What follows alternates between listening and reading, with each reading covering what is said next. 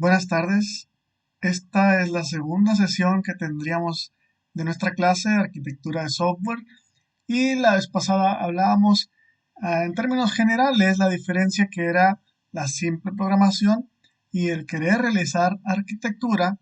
Entre lo principal que podemos diferenciar es que programar por programar nos puede llevar a una catástrofe por no saber detectar cuáles son las necesidades importantes para el desarrollo y a estar haciendo todo sobre la marcha sin una planeación. Eh, Existe una esquematización que vamos a seguir viendo a lo largo del curso, pero antes de entrar de lleno con la elaboración de estas, como mencionábamos, para programar pues hay que saber hacerlo de una manera profesional. Recuerden que hay cosas que tenemos que documentar y por algo hablamos sobre la arquitectura en su forma convencional, que era la elaboración de planos que finalmente se traducen en el software a pues los bosquejos que ya conocemos muchos en diagramación. Entonces, para empezar con esta recapitulación de lo que quizá ya habíamos visto a lo largo de nuestras materias, pues vamos a dar un breve repaso a lo que son los paradigmas de programación. Y es que precisamente la arquitectura de software inicia pues con el código del software, pues. Y como sabemos, Alan Turing, que fue el padre de estas nuevas tecnologías que son las computadoras, pues es el primero en que logra implementar esto de que los programas no formen parte de los componentes, sino que sean datos, que sean programas, ¿no?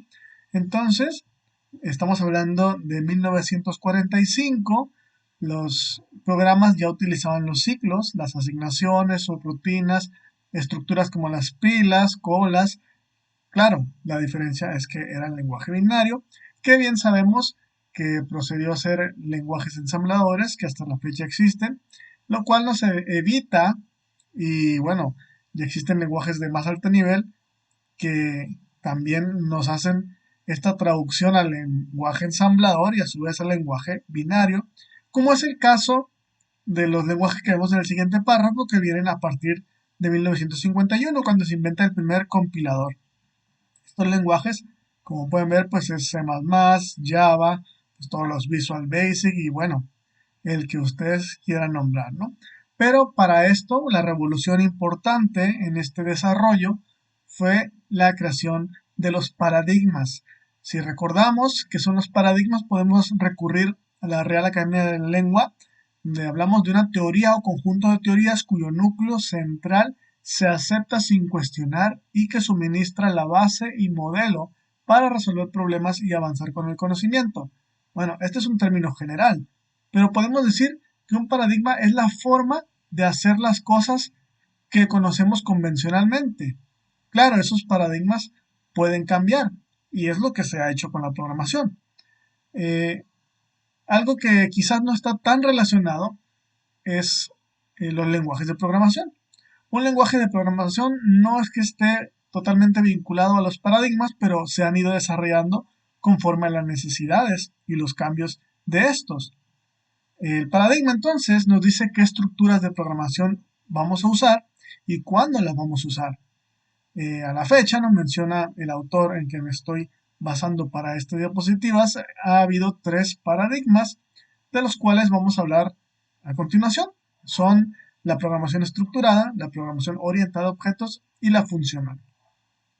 La estructurada, que sería más o menos como lo vemos en la figura derecha, es el primer paradigma adoptado, es una secuencia que lleva un orden y la principal, eh, digamos, identificación o regla que proponen para adoptarla es evitar el uso de las etiquetas GoTo, que quizás muchos nuevas generaciones de programadores no conozcan, pero son los saltos sin restricción, ya que son dañinos para la estructura de un programa. Es decir, si nosotros iniciáramos en la declaración de un algoritmo, pero nuestro orden nos dice, pues te tienes que regresar a la segunda línea, bueno, poníamos una etiqueta GoTo, precisamente que fuera a donde nosotros indicáramos. Pero entonces en este etiquetado nos pudiera llevar a un descontrol donde se salten precisamente unas de nuestras reglas. Entonces, para hacer una programación estructurada, podemos resumir que es imponer disciplina en esta transferencia de control. Es decir, no andar haciendo desarreglos como los que aplica esta restricción de saltos. Lo vuelvo a repetir, goto, porque es la que se menciona más comúnmente, ¿no?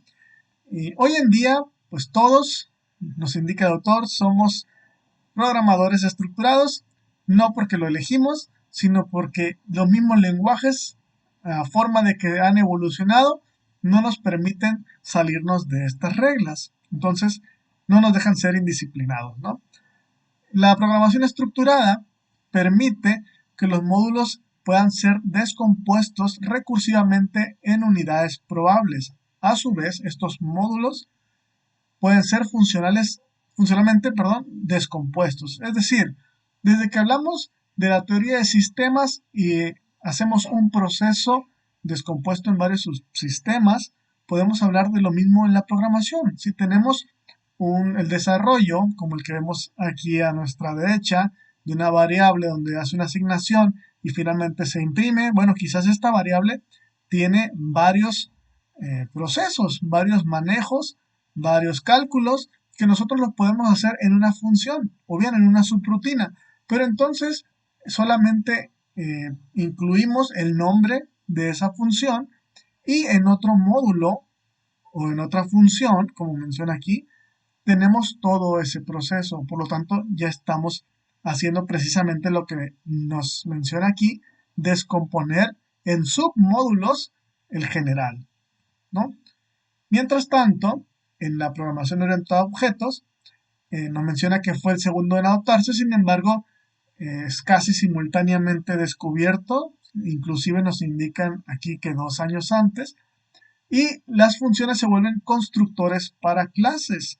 Las clases, cuando hablamos de objetos, las instancias, pues bueno, estas variables se volvieron instancias, como menciona, y las funciones unidades se volvieron métodos. Esto lleva al descubrimiento del polimorfismo. La programación orientada a objetos puede entonces resumirse como imponer disciplina a la transferencia indirecta de control. Si recordamos cuáles son las bases de la programación orientada a objetos, es formar nuestras pequeñas clases con ciertas propiedades, ciertos métodos, donde podemos hacer reutilización de ellas y a partir de ellas pues creamos cuestiones como la herencia, cuestiones como polimorfismo, hacer variaciones sobre el mismo tipo de objetos, pero lo vamos a ver más a fondo posteriormente. Ahorita vamos a pasar a hablar a la programación funcional. El tercero, que tiene poco siendo adoptado, pero fue el primero en ser inventado, quiere decir los demás los estábamos creando conforme a las necesidades, pero este ya fue desarrollado, como decimos, a propósito. Es una noción fundamental en la que incluye la inmutabilidad, y esto es la noción de que valores y los símbolos no cambian, o más bien, si los vemos a modo de variables, pues bueno, no vamos a hacer estas líneas de asignación, y si es posible hacerlos, claro, como todos, ¿no? Pero para ello necesitamos cierta disciplina. Entonces, la regla que aplica en esta parte es imponer disciplina sobre asignaciones. Como vemos aquí, cuando hablamos de los paradigmas de programación, cada paradigma nos está quitando capacidades, no se agregan nuevas funcionalidades. Estamos entonces disminuyendo desvíos de programación.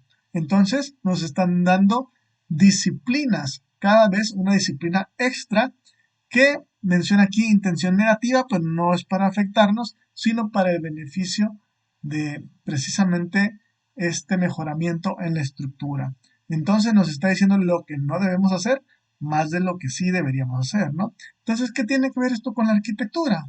Porque la arquitectura precisamente habla de la comprensión de cómo vamos a planear un proyecto, cómo vamos a desarrollar una aplicación y para ello tenemos que usar el polimorfismo como mecanismo para cruzar fronteras arquitectónicas, es decir, poder reutilizar ciertos componentes que ya hayamos aplicado para encontrar la mejor forma donde podamos ubicarnos y de esta forma pues ahorrarnos tiempo y desarrollo, ¿no?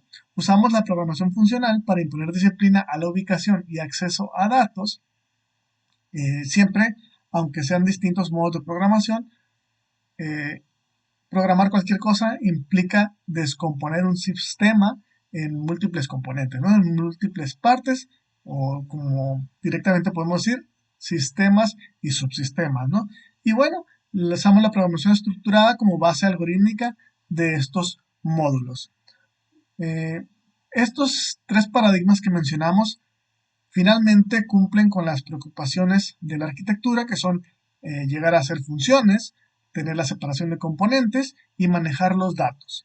Vamos a empezar a hablar un poquito sobre, ya un poquito más a fondo sobre la programación estructurada, donde nos habla aquí el autor, pues de que su creador se llama Esger Dijkstra y fue el primer programador en los Países Bajos.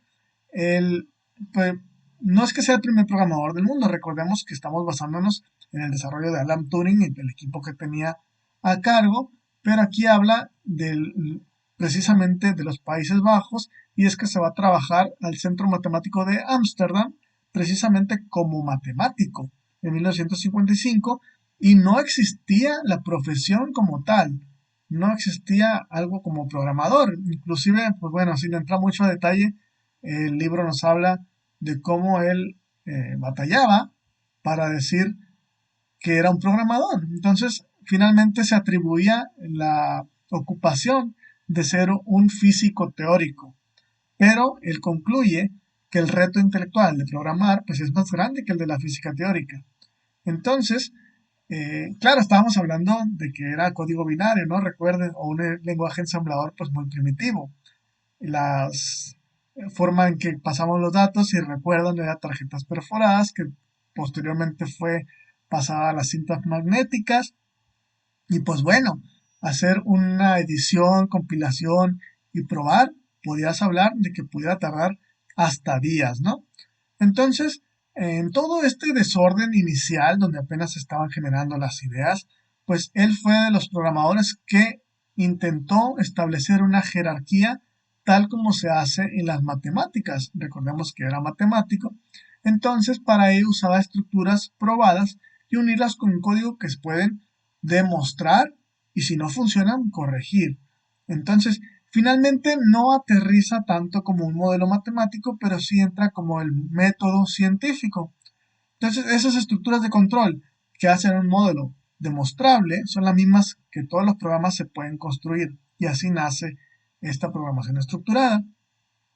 Incluso escribe un artículo que se titula precisamente, ya lo habíamos mencionado, Go-To Statements Considered Harmful, que habla de que estas etiquetas go-to o estas que nos hacen ir a otra línea de código anterior o una posterior, que nos provoca cierto descontrol en la secuencia, pues pueden ser dañinos para la programación e indica con esto su posición sobre estructuras de control que son secuencia, selección e interacción.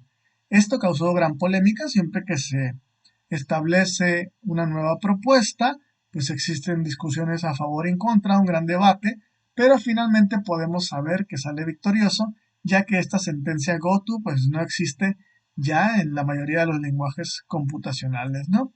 La programación estructurada permite entonces, ya decíamos, que los módulos se descompongan de forma recursiva en unidades demostrables, o sea, podemos probar cada uno de los componentes y ver que funciona lo que queremos.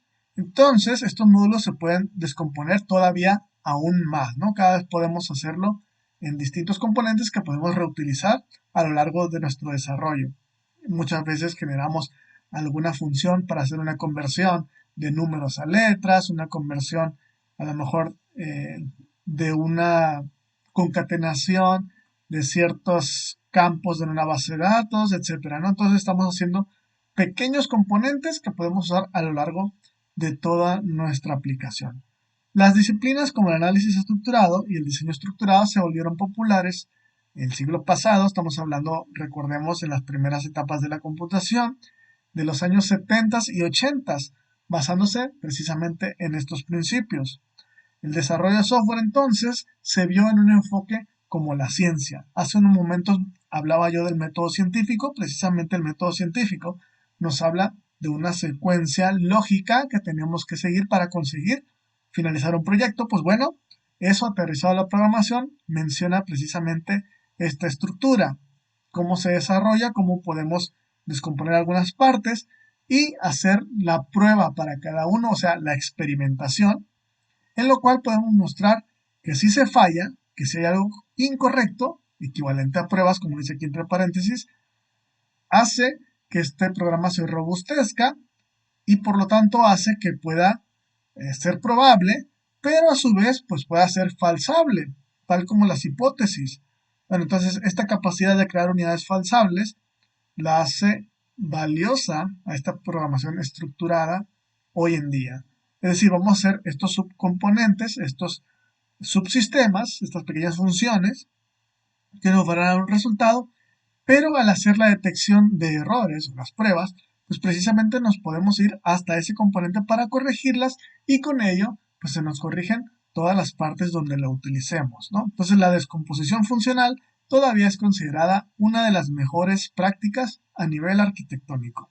Lo siguiente será hablar de programación orientada a objetos, pero vamos a dejar el video hasta aquí para seguirlo viendo en otro momento y no hacer tan cargada la presentación. Entonces, nos estamos viendo en la próxima. Seguimos pendientes. Hasta luego.